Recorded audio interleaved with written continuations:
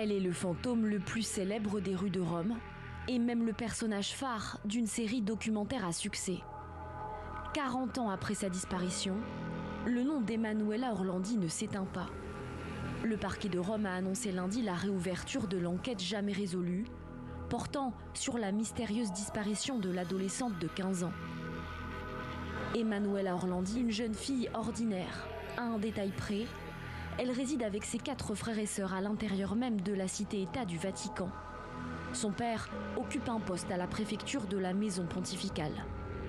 Pour le foyer italien, tout bascule le 22 juin 1983.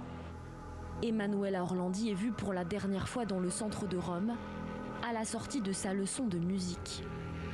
Le même jour, 2 amis pensent l'apercevoir à 19h, à proximité de la place Navone. Puis plus rien, Emanuela Orlandi s'est évaporée. En Italie et au-delà, l'affaire fait grand bruit. Fait sans précédent, le pape Jean-Paul II s'en saisit. Il s'adresse aux responsables de la disparition de la jeune fille au cours de son Angélus du 3 juillet 1983.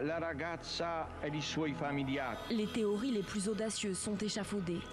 Certaines personnes avancent que la jeune fille aurait été enlevée par un gang du crime organisé pour faire pression sur le Vatican afin de recouvrer un prêt. D'autres assurent qu'elle aurait été enlevée pour contraindre les autorités à libérer de prison Mehmet Ali Hacha, le ressortissant turc avait tenté d'assassiner Jean-Paul II en 1981.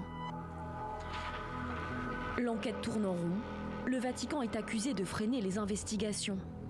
La famille Orlandi, elle, ne lâche rien. En 2019, sur base d'une lettre anonyme, elle fait ouvrir 2 tombes de princesses du 19e siècle dans un cimetière du Vatican. Surprise, les 2 tombes ne comportent aucun reste humain. Il n'y avait absolument rien. Elle était totalement vide.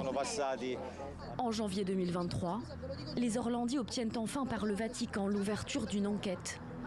Pour eux, la disparition d'Emanuela est liée à un système réunissant le crime organisé, l'Église et la politique.